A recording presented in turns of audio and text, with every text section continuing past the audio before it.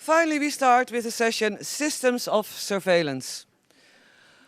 We know about being monitored. We see our ads come up on Google or on Facebook. We see the cameras. We see every street we walk. But who are those systems? Who are controlling those systems? How are they made? We have two amazing people who have researched for this for a very long time. Mr. Duncan Campbell and Mr. James Bamford. And we have Maria Genoux, who is part of this whole new generation that finds new ways of tackling these systems. We will start with Duncan Campbell, with our first huge spy program, as we know, which is the Echelon program. Mr. Duncan Campbell is an investigative journalist focusing on security, surveillance, journalism, on government secrecy, corporate crime, medical fraud.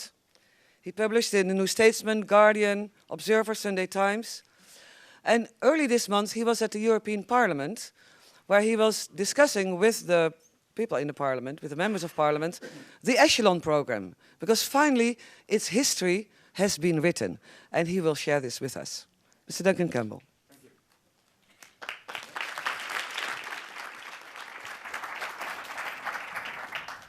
Good morning, and I'm sorry we're running behind because of some hitches of a low-tech nature on these computers, but hopefully everybody's slides will run. I've got quite a lot of slides. I'm going to try and throw out the facts even faster than usual, for which I apologize. Echelon, admitted by an ex-CIA director, James Woolsey, in 2000, we steal secrets with communications and reconnaissance satellites. This all falls in the context of what we now call the Five Eyes, and those old hands like Jim and I used to call UKUSA, the United States, United Kingdom Agreement, forged just after the Second World War with a design to spy on the entire planet. And boy, did they achieve that goal. These days, as we now know, and from many documents, it's called the Five Eyes. My early acquaintance with this, and yes, this is an early version of me, and yes, that is the beginning of Echelon, as you'll see, was back in 1976 when I put together the article that revealed the existence of GCHQ for the first time and what it did. Publicly, not much happened, but in private, they were furious and they resolved to go after me, and GCHQ in particular. Their modern mission, as we know, mastering the internet. Let's see how they got there.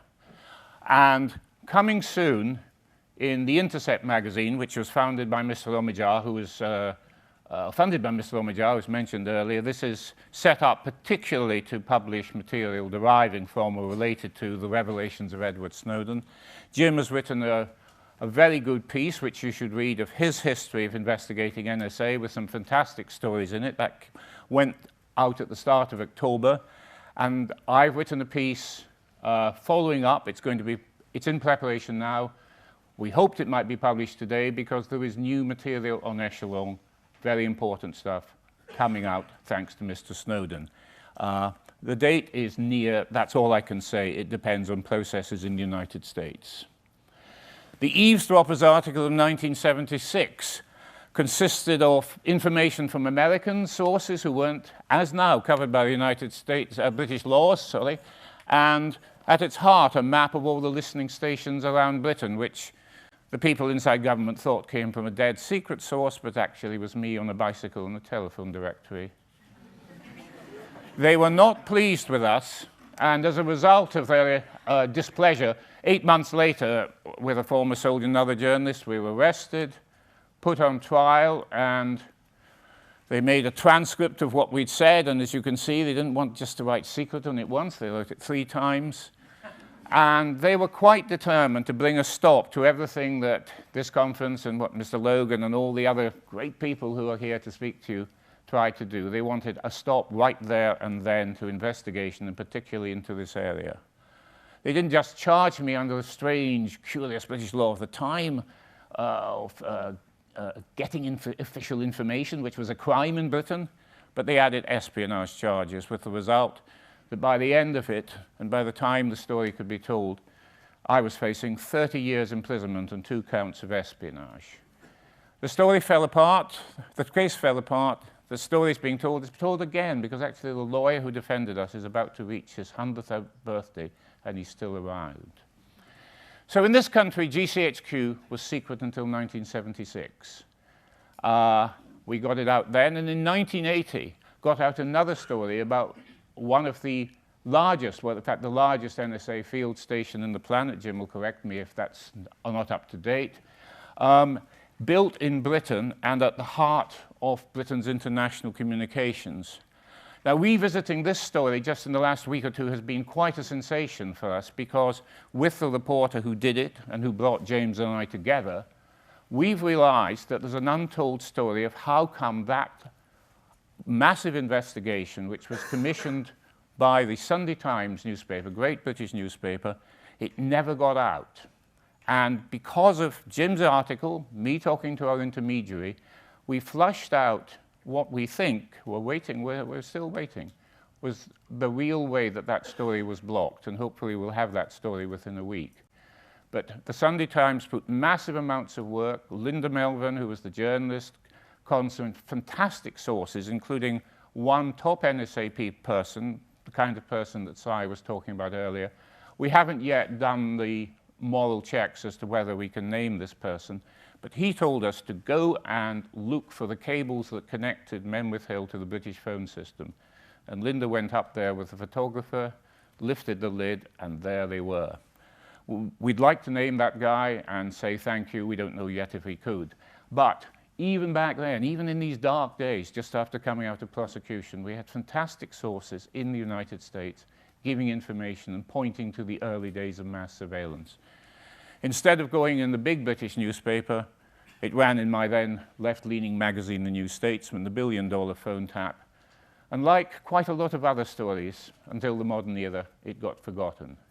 But at the time, we reported that the Post Office, now British Telecom, had built Menwith Hill into the heart of British telecommunications, a wall that they dishonorably continue today, according to masses of stuff in Snowden's documents, under the code name or cover name of Remedy. And what was this used for? We'll come back to this. This was built in the 1970s, like Echelon, which we're just about to come to. It was started in the days before the Church Commission that was referred to, before Watergate, before Nixon, before all those events that temporarily brought the US system out to surveillance. And they targeted Americans and the West, just as resolutely as they targeted everybody else. And this is a quotation from a top-secret Justice Department report which named the fact that GCHQ was also involved in spying on targeted Americans under programs of directed against protest movements and civil rights leaders. Unlawfully, it was judged by attorneys looking at it. Menwith Hill Station, Field Station F83, is still there and going very large, and these people just walking down the thing, they're part of a bunch of wonderful women who have maintained an almost continuous protest over 20 years there. And on one fantastic occasion, spending a year collecting NSA's garbage in order to sift it for documents that became so powerful we could make a program about it. One slide, and I'm just going to mention it because it is in the narrative. I had a program on a GCHQ spy satellite banned in 1987. It was made for the BBC, but then blocked for publication. But as a result of that, Lowell Bergman, who's here, and his wife, invited me to California to come and celebrate the 10th anniversary of their center out there for investigative reporting. And as a result of that trip, which I took extended, I came to meet another American ex-NSA whistleblower, Margaret Newsham.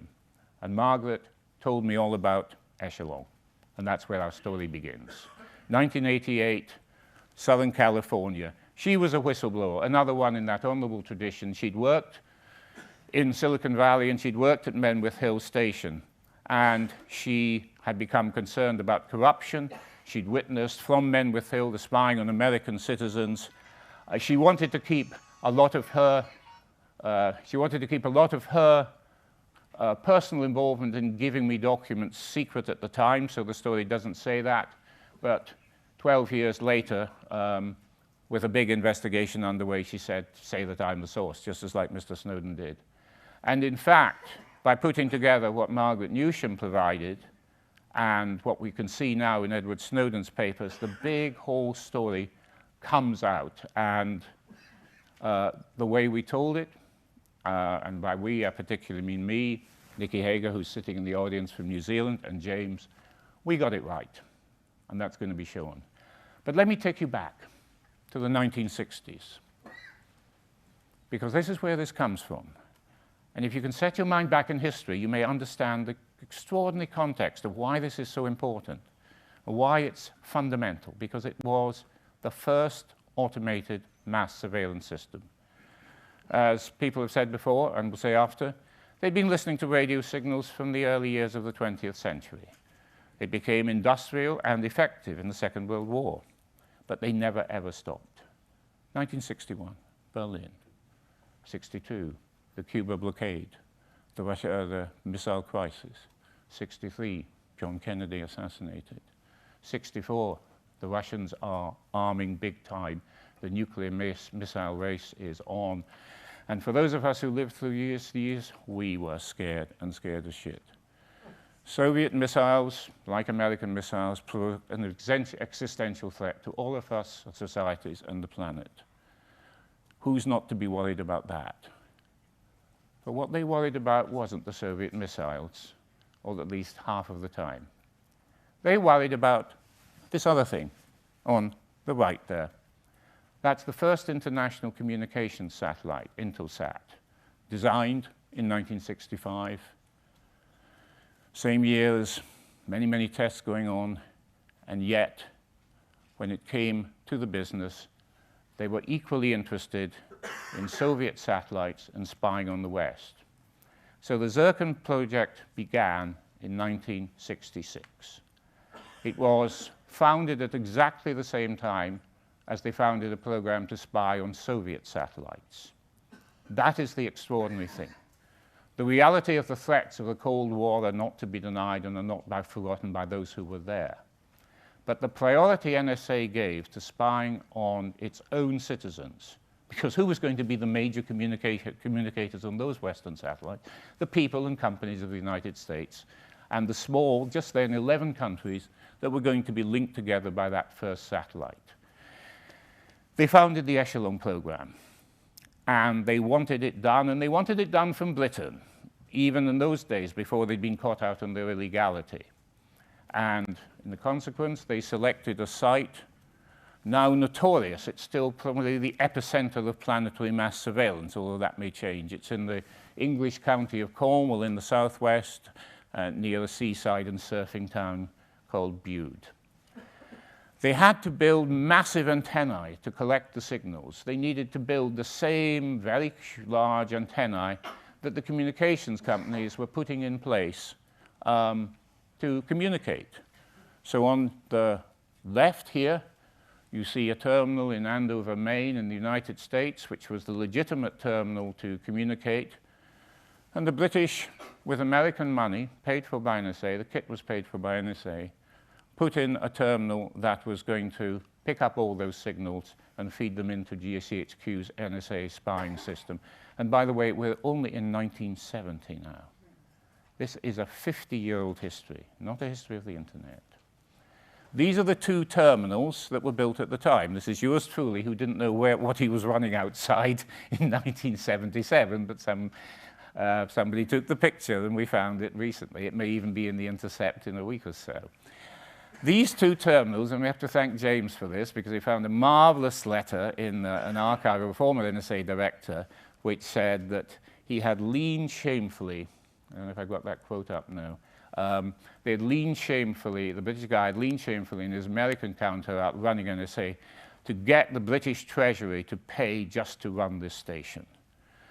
American money under the Echelon agreement, that's going to be revealed in a week or two, American money paid for the equipment, but the British had to run it, and he had to go to the Treasury, and he bullied them by using the influence of the United States. So this was driven, at the height of the Cold War, a project of equal priority to spy on the United Kingdom, United States, and Western Europe, had equal priority to the priority of spying on Soviet satellites to see off a nuclear war.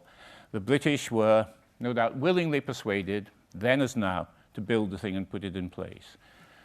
And so Echelon started with the UK.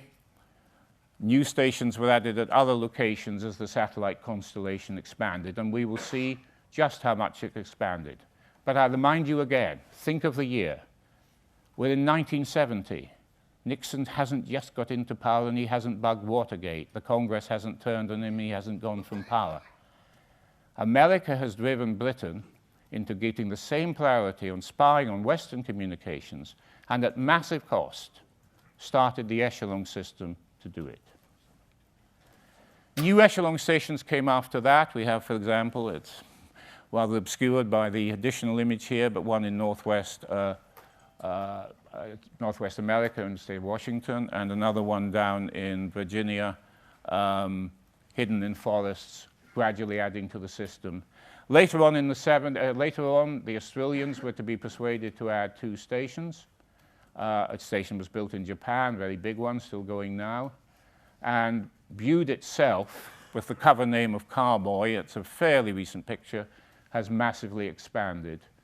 The Echelon 2 upgrade, which Margaret Newsham, the whistleblower, provided information about, was put in place during the 1980s. And Echelon 2 came in, Carboy 2 was the new installation at Bude.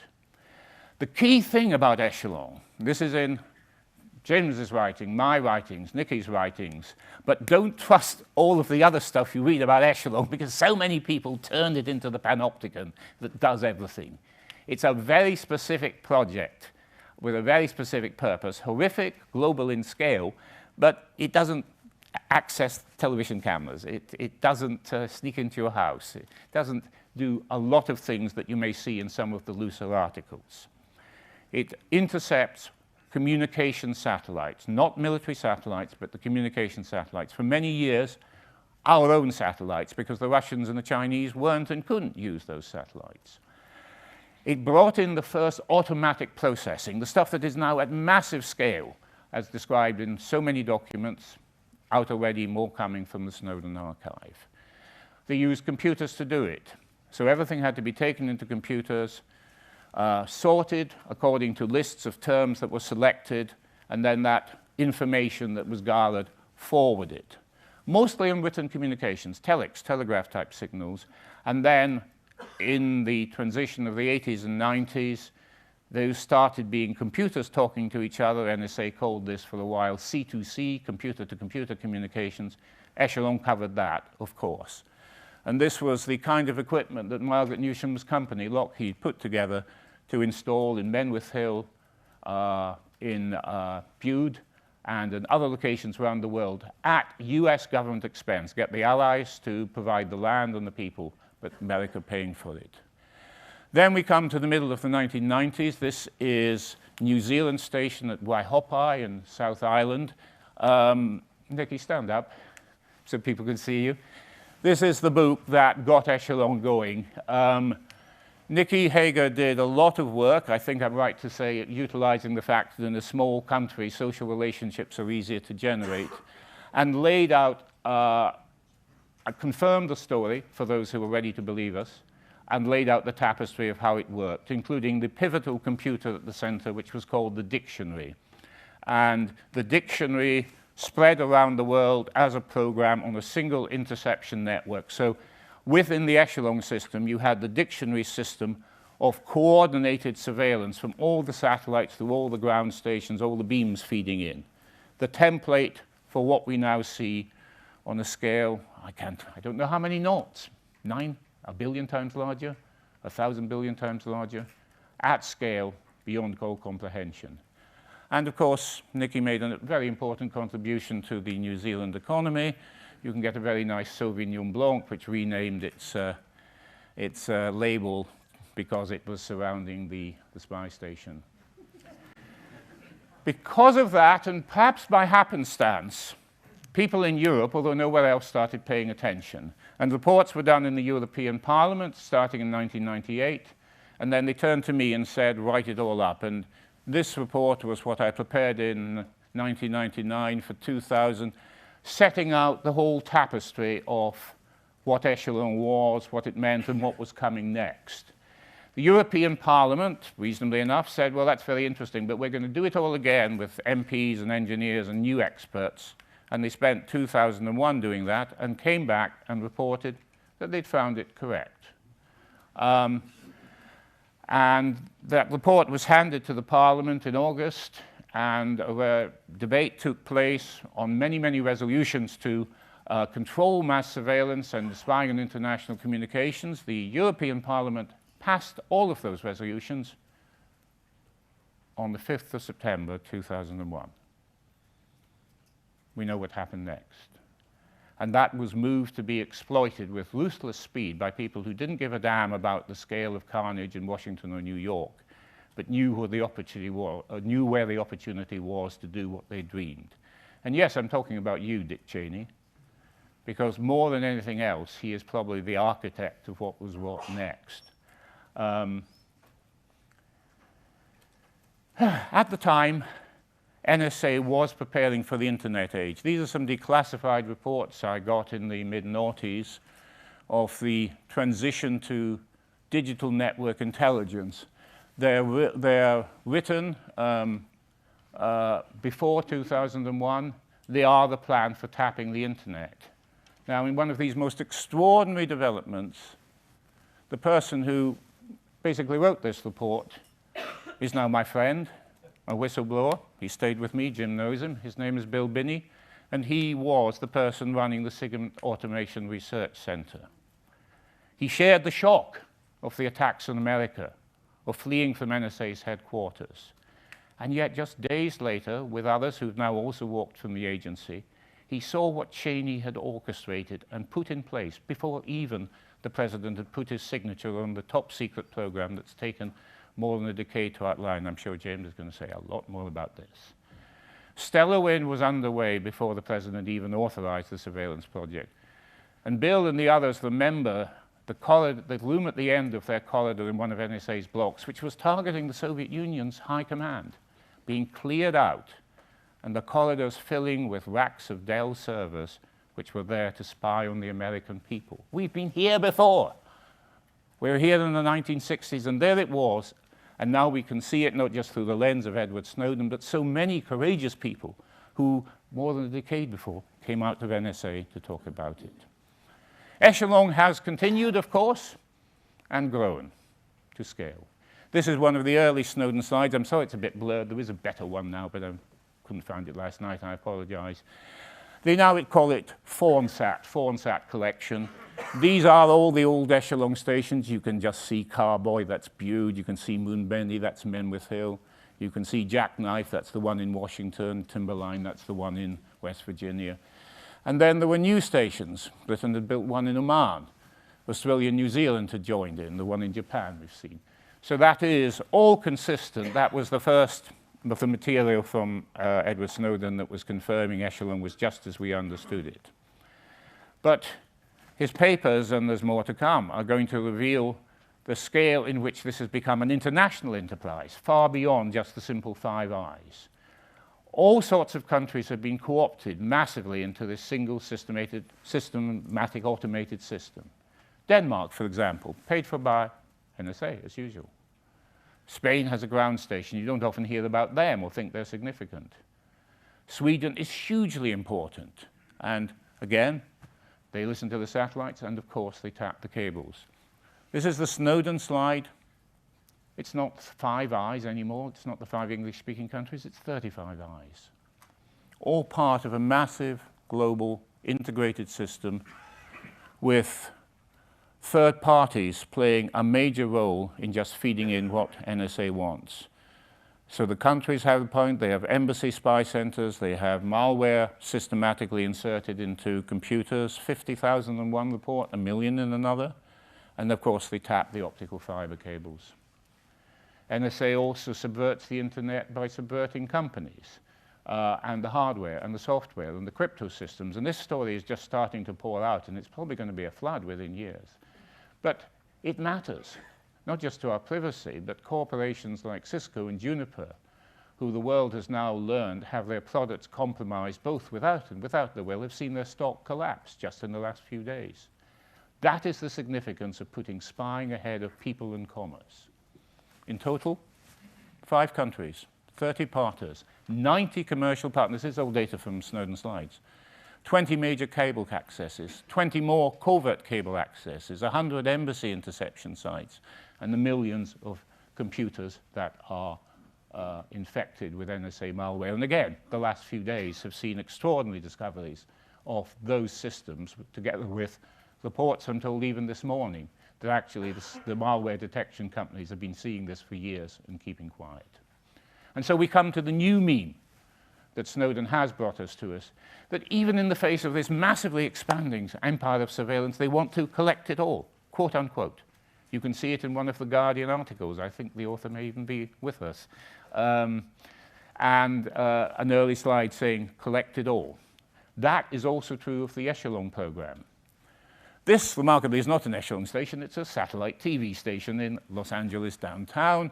But I wanted to show it to you because it shows how Echelon 2 is responding to NSA's demand, which seems to be being implemented, to collect it all. This is a new kind of antenna here.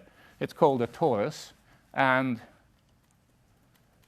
there's a close-up of it. And because of its design and the stuff around the bottom, it can spy on 20 satellites at once.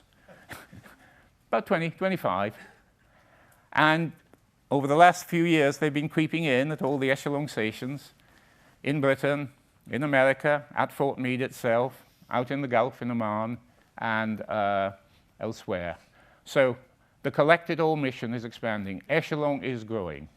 In fact, possibly in a cheeky act of respect to those of us who are authors, the official language of NSA to its partners is that they should cover up their fiber cable tapping operations by tapping fibers from the same place as they do the satellites. Because we can all see the satellites. That's how we found the stations. That's how we wrote about them. So the actual project is you bring the cables in there because they won't notice there's something new. It's extraordinary. And that's what's happened at Bude. Most of the Atlantic cables are tapped to Bude and fed into, now as we know, temporary storage that can hold up to 30 days of internet for traffic analysis, the so-called Tempora project. The cables land, they're clandestinely accessed to places like this, processed to a degree, and then fed up to Cheltenham or to Bude, pumped over to America. Complete access is their goal. They don't have it yet. They just take what they can with their probes. But the greed to take all our data knows no end. But it never had. You saw it in the 60s. You see it in the 80s. And you see it now in the 21st century. This is a base. Is Sai still in the audience? Sai, you still here? OK, you're going to Oman. This is Seeb, Britain's Echelon site in the north. It's been going for 10 or 15 years. It's one of the major Echelon sites. And its secondary role is that it's the secret third base in GCHQ's Tempora interception system with massive access to all of the cables in the Gulf. This is a story that I understood and reported that The Guardian were deterred from publication by the appalling pressure that was brought to bear on them after the fantastic first wave of revelations. So it took about 9 months to get the story of this place. Its code name is Circuit, and it's located in the Gulf and feeding straight back into the British system. I'm going to come now to the time. I've got my time signal. But GCHQ, in its massive program of cables, is the follow-on. I haven't really talked about the cables much. I don't know how much James will. I don't know how much you will. But it's important to know that when GCHQ and NSA talk about going dark because of what we do, it's not the truth. It's going dark because the traffic is moving around to places like Mumbai and Singapore. But despite that, they boast in this top secret side that they create 50 billion events per day. So that's Echelon. That sets the stage for a larger look at the activities and cable tapping and what's going to happen out in South Asia. And I had to get permission, but I can say that the proof that will remove the remaining doubt from those who doubted that echelon existed will be dealt with in, well, before Christmas. And that's fun.